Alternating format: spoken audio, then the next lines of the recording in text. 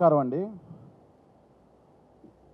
Election commission సమర్థవంతంగా ఎన్నికలు నిర్వహించిందని, చాలా బ్రహ్మాండంగా ఎన్నికలు పూర్తయినాయని ప్రెస్ మీట్లు పెట్టి మరీ డంకా బజాయించినటువంటి వైఎస్ఆర్సీపీ ఇవాళ ఈ కొత్త కథనంతో వచ్చారు.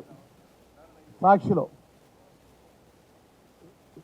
మొరాయింపుకి కుట్ర, ఈసీ సీరియస్. మొరాయింపుకి కుట్ర ఎవరు మన్నారు?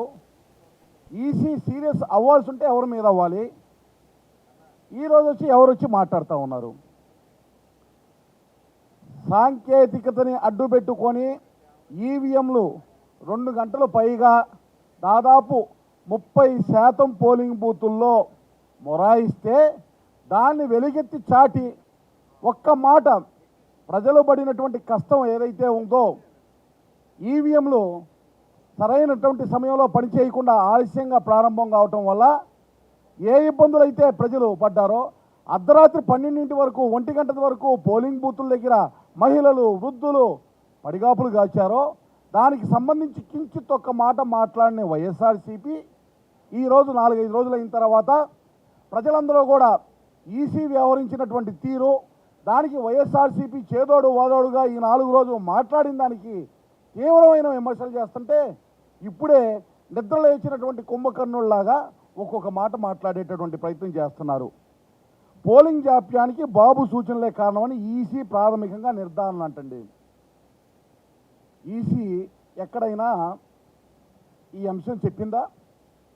ఒకవేళ చెప్పారు అనుకోండి, ఏమన్నా సాక్షి అనేటటువంటి పేపరు, మేము మొదటి నుంచి చెబుతూ ఉన్నాం, వైఎస్ఆర్సీపీకి బ్రాంచ్ ఆఫీస్ లాగా, బీజేపీ ఈ బ్రాంచ్ ఆఫీస్ లాగా ఇక్కడ ఎలక్షన్ కమిషన్ వ్యవహరిస్తుంది అని మేము చెప్పింది ఇది నిజమే అనేటటువంటి భావన కూడా కలుగుతూ ఉంది.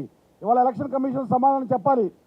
మీరు ప్రాథమికంగా బాబు సూచనలు గారు, చంద్రబాబు నాయుడు గారి సూచనల మేరకే పోలింగ్ జాప్యమైందనేటటువంటి నిర్ధారణకి మీరు వచ్చారా?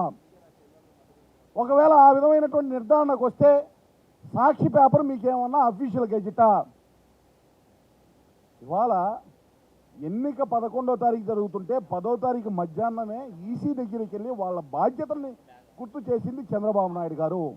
ఏ విధంగా ఈవీఎంలని అడ్డు పెట్టుకొని ప్రజాస్వామ్యాన్ని అబాసుపాలు చేయాలనే ప్రయత్నం జరుగుతుందో, దాన్ని ముందస్తుగానే ఒక విజిల్ బ్లోవర్ లాగా ఎలక్షన్ కమిషన్ దృష్టికి తీసుకొచ్చింది చంద్రబాబు నాయుడు గారు. ఏదైతే వారు తీసుకున్నటువంటి చర్యలు అసంపూర్తిగా ఉన్నాయి, ప్రజాస్వామ్యానికి విఘాతం కలిగించేటటువంటి విధంగా ఉన్నాయి అని ధర్నా చేసింది చంద్రబాబు నాయుడు గారు ఎన్నికల కమిషన్ ముందు, ఒక రోజు ముందు. అయినా కూడా పోలింగ్ రోజు ఏ విధమైనటువంటి ఇబ్బందులకు గురయ్యారు మహిళలు, వృద్ధులు అందరూ కూడా ఎండల్లో ఎంత తీవ్రమైనటువంటి బాధను అనుభవించారు. ఏ విధంగా అర్ధరాత్రి వరకు వాళ్ళ ఓటు వేసుకోవడం కోసం నిరీక్షణ తోటి పడిగాపులు కాశారు. ఈ అంశాలు ఏవి మాట్లాడనటువంటి వైఎస్ఆర్సీపీ వాళ్ళ అఫీషియల్ గెజిట్ సాక్షి నిన్నటి వరకు పోలింగ్ చాలా ప్రశాంతంగా జరిగిందనే మాట అన్నారు. కానీ హింసని ప్రేరేపించి ఎన్నికల్లో ఓటింగ్ శాతం తగ్గించాలనే ప్రయత్నం చేసింది వైసీపీ కదా.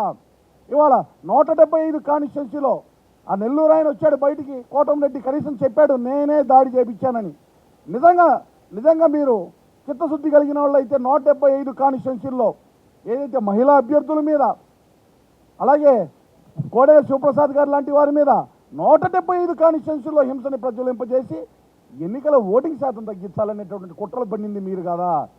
ఓటింగ్ శాతం ఎక్కడైతే 70% దాటుతుందో, దాటిన తర్వాత తెలుగుదేశం పార్టీకి మెజార్టీలో అప్రతిహతంగా పెరిగిపోతాయి, సీట్లు పెరుగుతాయి అనేటటువంటి భయంతో ఉదయం పూట ఈవీఎంలని, మధ్యాహ్నం నుంచి హింసతోటి ప్రజల్ని వచ్చేవాళ్ళని అడ్డుకునే ప్రయత్నం చేసింది మీరు కదా.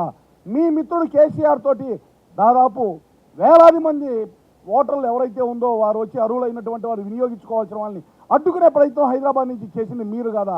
మీ అందరికీ చెంప చెల్లుమనేటటువంటి ప్రజాస్వామ్య స్ఫూర్తిని నింపింది ఆంధ్రప్రదేశ్లో ఉన్న ఓటర్లు కాదా. ఇంత స్పష్టంగా ఉంటే నిస్సిగ్గుగా ఎలా రాస్తారు? ఇవాళ ఎలక్షన్ కమిషన్ని కూడా డిమాండ్ చేస్తున్నాం. ప్రాథమికంగా మీ యొక్క ఫెయిల్యూర్సు, అలాగే వైఎస్ఆర్సీపీ, బీజేపీ వారి యొక్క ఇన్ఫ్లుయెన్స్ తోటి మీరు వ్యవహరించిన తీరు వల్ల ఇవాళ ఇంత ఇబ్బందులు ఎదురైనాయని మేము చెప్తా ఉంటే, వాస్తవాలకి సంబంధించినటువంటి అంశంలో కూడా మీరు కూడా కొన్ని విషయాల్లో మేము దాదాపు ఒక 10 అంశాలని క్షుణ్ణంగా పరిశీలించిన తర్వాత ఎక్కడెక్కడ ఎలక్షన్ కమిషన్ ఫెయిల్యూర్ అయింది, దానికి కారణాలేంటి? ఇక్కడ ఎన్నికల కమిషనర్ ద్వివేది గారు చెప్పిన మాటల్ని కూడా ఎలక్షన్ కమిషన్ ఆఫ్ ఇండియా ఏ విధంగా పెడచెవన పెట్టి ఇంత హింస ప్రజ్వలించడానికి, ఈ విధంగా ఈవీఎంలో మొరాయించడానికి మూల కారణం అయ్యిందో అనే అంశాలు కూడా వెలుగులోకి వచ్చాయి. మీరు చూడండి, ఒకటి ముందు సిబ్బంది కొరత. ఫస్ట్ పాయింట్ చూసుకున్నట్టయితే సిబ్బంది కొరత. ఏమండి, ఉన్న స్టాఫే ఒకే దశలో ఎన్నికలు మొత్తం ఆంధ్రప్రదేశ్లో జరిగితే కొరతగా ఉన్న మాట వాస్తవం అందరికీ తెలుసు. కానీ కావాలని ఇక్కడ ఒకవైపు పోలింగ్ సిబ్బంది కానీ మరొక వైపు రక్షణగా నిలబడాల్సినటువంటి సిబ్బంది సిఆర్పిఎఫ్ కేంద్ర బలగాలు కానీ ఇక్కడ రాష్ట్రంలో ఉండే బలగాలు కానీ చాలావని తెలిసినా కేవలం వైఎస్ఆర్సీపీ ఇన్ఫ్లుయెన్స్ తోటి బీజేపీ చెప్పినట్టు ఒకే పోల్ ప్రధానమంత్రి ఆయన వెసులుబాట్లు చూసుకొని సీట్లు రావు అన్న చోట ఆయా రాష్ట్రాల్లో ఒకే దఫా పోల్ పెట్టించేసి ఏదో ఒక రకంగా అక్కడ రక్షణకు నిలబడాల్సిన సిబ్బంది కొరత, పోలింగ్ సిబ్బంది కొరత అయితే అరాచకాలు ప్రతిపక్ష పార్టీతో చేపించి పోలింగ్ పర్సంటేజ్ తగ్గించాలనుకున్నారు. సరే, సిబ్బందికి సంబంధించి కూడా పోలింగ్కి సంబంధించిన సిబ్బంది ఎవరైతే ఉన్నారో వారికి శిక్షణ సరిగా ఇచ్చారా మీరు? ఈవీఎంలు సరైన సమయంలో మొదటి 2 గంటలు 3 గంటలు ప్రారంభమైనయా? ఇవాళ పోలింగ్ పూర్తయిన తర్వాత కూడా ఈ సిబ్బంది ఏదైతే మాక్ పోల్ చేసినటువంటి వాటిని డిలీట్ చేయకుండా వాటిని అలాగే కంటిన్యూ చేస్తే దానికి సమాధానం చెప్పలేని పరిస్థితిలో ఉంది. మీరు సక్రమంగా కనుక వారికి శిక్షణ ఇచ్చినట్లయితే ఈ విధమైనటువంటి పరిస్థితులు ఆ సిబ్బంది దగ్గర ఇంత ఇబ్బందికరమైన పరిస్థితులు ఏ విధంగా వచ్చాయనేటటువంటి ప్రశ్న సూటిగా ఎలక్షన్ కమిషన్ వేస్తూ ఉన్నాము. భద్రతా సిబ్బందిని దాదాపు 92,600 మంది అవసరం అవుతారని కేంద్రాన్ని అడిగితే 27,800 మందిని మాత్రమే, అంటే దాదాపు 1/400 మంది మాత్రమే ఎలక్షన్ కమిషన్ ఇక్కడ ద్వివేది గారు 92,600 మంది అవసరం అనేటటువంటి మాట అడిగారు కేంద్రాన్ని. 27,800 అంటే 1/400 మంది మాత్రమే ఇచ్చారు. దీనితో శాంతి భద్రతలు ఏ విధంగా అదుపులో పెట్టుకోగలము అనేటటువంటి దాన్ని వాళ్ళు అనుకున్నారు.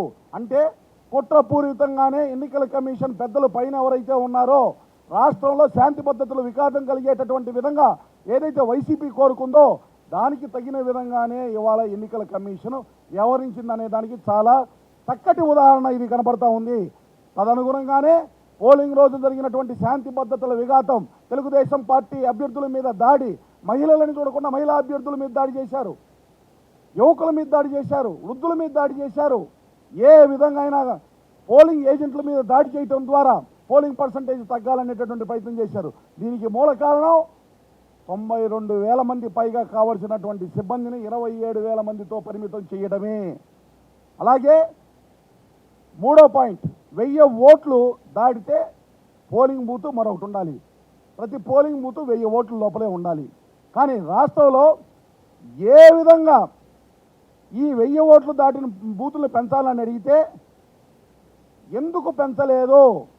1000కి పైగా ఉన్న బూతులన్నీ, కొన్ని బూతుల్లో మరీ దారుణం 2,000 మంది మించి ఓటర్లు ఉండేటటువంటి బూతులు కూడా ఉన్నాయి.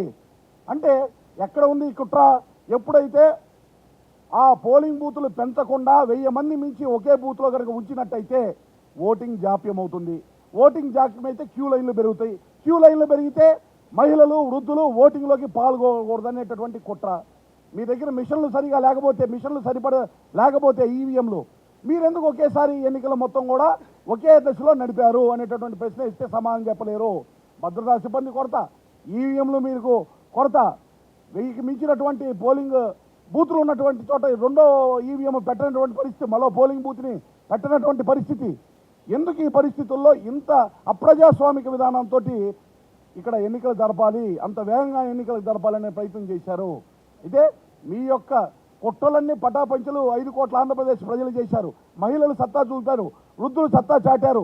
ఎవరైతే ఈ ఎండలో ఇబ్బంది అయ్యి ఓటింగ్కి రారు, కుట్రపూరితంగా ఓటింగ్ శాతం తగ్గుద్ది అనుకున్నారో వాళ్ళందరూ కూడా ప్రజాస్వామ్య స్ఫూర్తిని దాటి ఇవాళ మీ అందరికీ కూడా చెంప చెల్లుమనిపించారు. ఇవాళ ఫామ్ 7 అండి, ఫామ్ 7కి సంబంధించి 7,50,000 ఓట్లని రద్దు చేయాలని వైసీపీ దొంగ ఐపీలతోటి ఏదైతే వాళ్ళు ఫామ్స్ని అప్లోడ్ చేశారో ఐపీ అడ్రస్ ఇవ్వమంటే ఎలక్షన్ కమిషన్ ఎందుకు ఇవ్వట్లేదు? ఎవరు మీకు ఇన్స్ట్రక్షన్ ఇచ్చారు? దొంగని పట్టుకోవాల్సినటువంటి ఎలక్షన్ కమిషను చోద్యం చూస్తుంటే ఆ దొంగను పట్టుకోవడానికి అవసరమైనటువంటి సోర్స్ అయినటువంటి ఐపీని అడిగితే ఇవ్వలేని పరిస్థితిలోకి మీరు ఎందుకు వెళ్ళిపోయారు? అంటే